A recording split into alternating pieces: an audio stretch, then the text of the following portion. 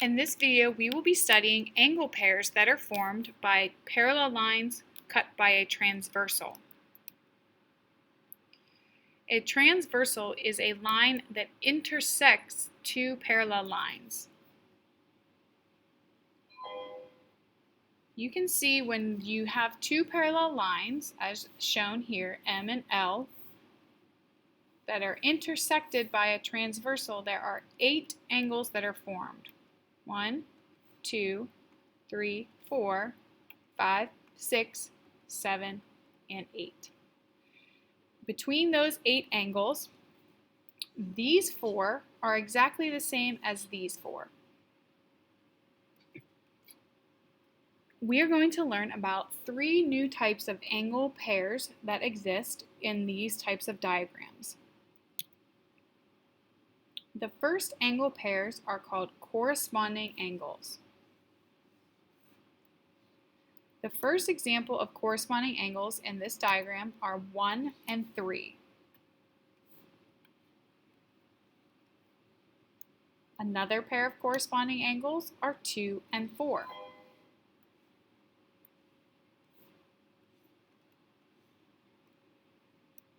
A third example are 5 and 7.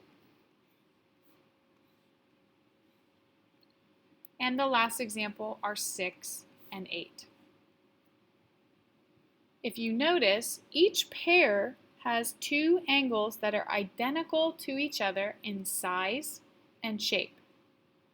1 and 3 are both acute angles. 2 and 4 are both obtuse angles. This will always be true when we are looking at these diagrams of parallel lines cut by a transversal. The other thing I would like for you to notice is their location. That is helpful in identifying what corresponding angles are in future examples.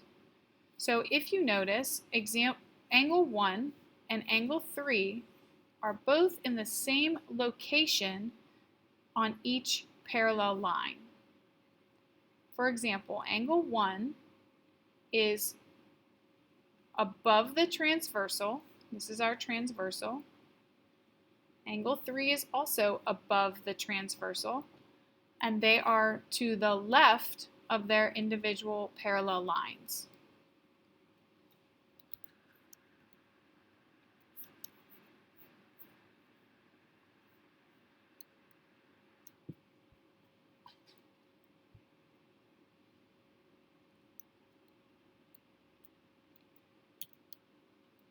The next type of angle pairs are called alternate interior angles. There are 2 examples of alternate interior angles in this diagram. They are 2 and 7 and 3 and 6. If you notice, these angles are also the same shape and size as each other. 2 and 7 are both obtuse, 3 and 6 are both acute. Instead of being in the same location like our previous examples, however, these ones are diagonal from each other. They are also inside or between the 2 parallel lines.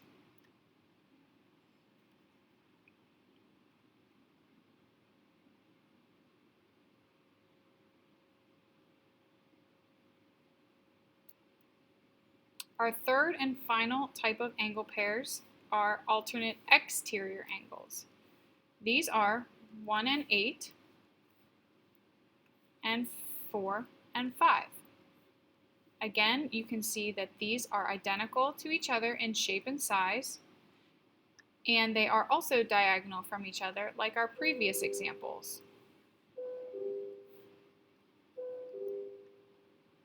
The difference here between these and the alternate interior is that these are on the outside of the parallel lines rather than inside.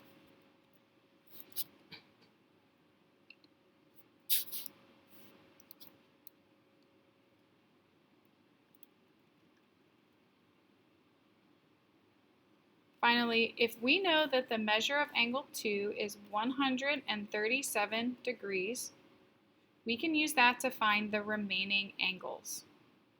Since 2, 4, 5, and 7 are all obtuse. They are all going to be 137 degrees. To find the measures of the remaining angles that are acute, we simply need to calculate 180 minus 137, which is 43 degrees.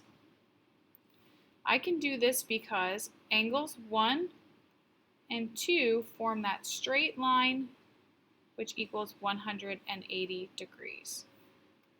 So the remaining angles 1, 3, 6, and 8 are all 180 degrees minus 137 degrees, which is 43 degrees.